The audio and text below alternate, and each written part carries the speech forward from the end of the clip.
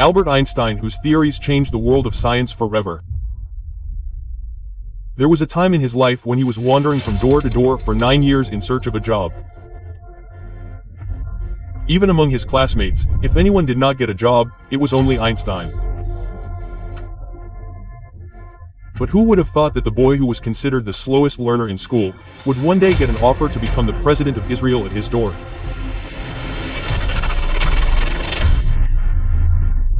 What did Einstein reply to this Israeli ambassador, and what were the reasons due to which no one was ready to hire such an intelligent person? Nazarene Albert Einstein was born in 1879 in the German city of Ulm. He was looked at with strange eyes in his childhood itself because he was not like other children. He was a very slow learner.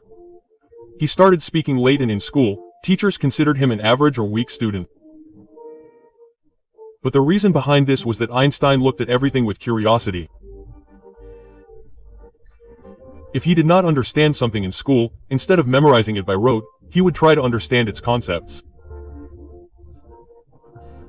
Due to which he always lagged behind in the course. Einstein was very creative since childhood, and this was his weakness and later became his strength. Einstein's early education took place in Munich, where he did not like the strict discipline-based system of German schooling at all. A time came when, fed up, Einstein left school and shifted to Switzerland with his family so that he could make his place in the liberal education system there. He wanted to take admission in physics and mathematics in Zurich Polytechnic College there. In the entrance examination, he solved the maths and physics paper immediately. But he failed miserably in other subjects like geology, literature, and politics. After the entrance examination, the college professor called Einstein to his office. He was quite surprised to see Einstein's answers in maths and physics. He wanted to know who taught Einstein all this. To which Einstein replied that he had studied all this himself. But Einstein had failed miserably in other subjects in which mostly rote learning was enough. The professor told him that if he wanted admission in this college, then only mathematics and physics would not work. He would have to spend 1 more year in school to prepare for other subjects. Disappointed, Einstein had to spend 1 more year in school, and luckily the next year he passed the entrance exam of Zurich Polytechnic College. But taking admission in college did not change Einstein's nature. Here also he would skip boring lectures, study on his own, and was not very impressed with the professor. That is, it was not in Einstein's nature to follow him around. The result of all this was that when Einstein graduated in 1900, his professors refused to give him a job recommendation. Now of course he was very intelligent, but Einstein did not have any strong reference. There was no mentor who could get him an academic or research job. In those days, the recommendation of a professor was very important to get a job in the field of science, and Einstein lagged behind in that race, and the result was that his classmates who were academically stronger than him reached better positions because they had the support of the professor. Einstein applied at many places in Germany and Switzerland. He was rejected at universities, schools, research institutes. He wrote letters to the professors, but everywhere he got the same answer. "We are sorry, we cannot hire you." This was also personally painful for Einstein because he felt that people were not able to see his work and potential. Einstein's frustration can be well gauged from his letters and diary.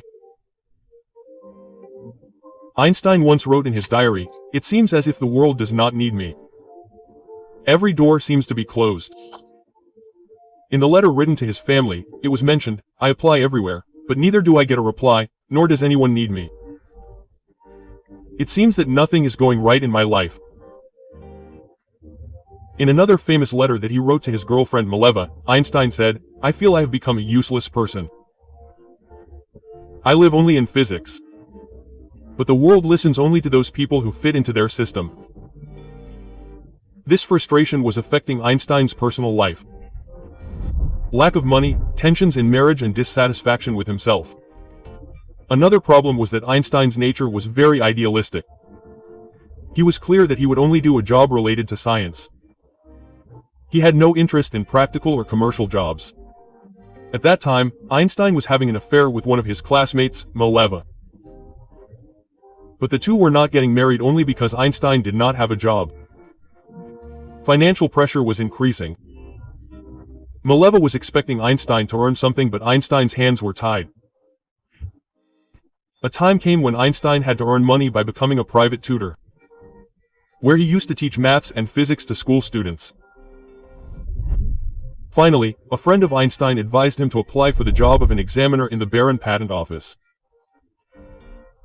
It was a low-level government job, but at least it was a start. Einstein applied and surprisingly, without much experience, he got the job in 1902. Einstein's job in the Baron Patent Office was to check the applications for new inventions and patents, to see what was really innovative and what was not. This job was boring, but it was like a straw to hold on to for Einstein. Since this job was 9 to 5, he continued his scientific research on nights and weekends. Of course, this was not the professor's job for which Einstein was striving. But whatever was there was better than nothing. After that, a time came when Einstein's fortunes started changing. While working in the patent office, Einstein made the biggest bang of his career in 1905. In a single year, he published 4 revolutionary papers. These included special relativity, photoic effect, Brownian motion and mass energy equivalence, also known as E=mc². These papers shook the scientific world of that time. Suddenly, the name of a person doing a simple job in the patent office started becoming famous among the scientists of Europe. One of Einstein's papers, photoic effect, became the foundation of quantum physics, and the other, special relativity, changed the understanding of time and space. After passing out in 1900, finally in 1909, i.e. 9 years after graduation, he got a job offer to become an assistant professor at the University of Zurich. People never fully understood the personality of Albert Einstein. The image of Einstein outside the world of science has been very confusing. On one hand, people show him in a funny way. A strange, socially awkward scientist with disheveled hair who was only engrossed in his books and theories. On the other hand, he is also seen in a serious and important political role. In 1932, Einstein fled from Germany, just a year before Hitler took power there, because Hitler was very much against Jews and Einstein also belonged to a Jewish family. Einstein moved to America and became a professor of theoretical physics at Princeton, New Jersey. He was not only a hero of science but also a famous and respected face of the Jewish community all over the world. During this time, the process of forming the State of Israel was going on, and there was a lot of fighting in Palestine over this issue. Finally, Israel formally came into existence in 1948, but after just 4 years, in 1952, Israel's first president, Koham Weizmann, passed away. Now the Jewish community had no leader. So at that time, the Zionist leaders thought, why not make Albert Einstein the next president? After all, he was a renowned physicist and was also respected in the society. Meaning, he had become not only a scientist but also a political and cultural icon. On the 17th of November 1952, Einstein received a letter. This letter was sent by Abba Eban, who was Israel's ambassador to the United Nations at that time. It was written in the letter that through this letter, Prime Minister Ben-Gurion's message is being conveyed to you that if the Israeli parliament votes you to be the president of Israel, will you accept this offer? If you agree, you will have to shift to Israel and take citizenship there.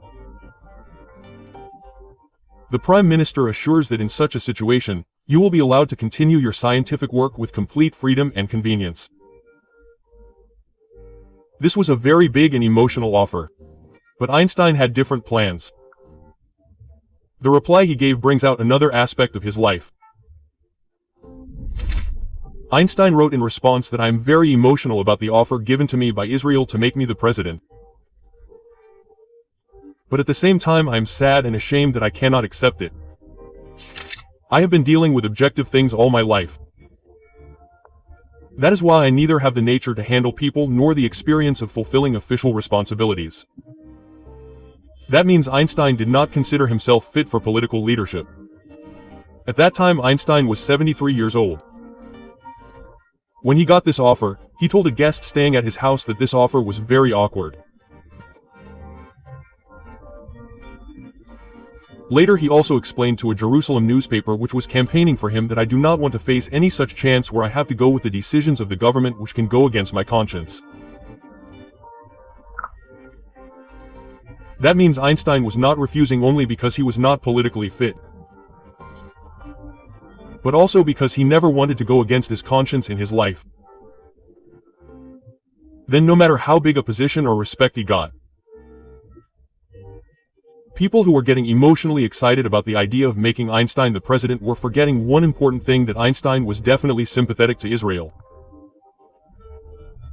But he was never a passionate Zionist. When Einstein refused the president's offer, former Prime Minister Ben Gurion told his assistant that if Einstein had accepted this offer, it would have created a big problem for us.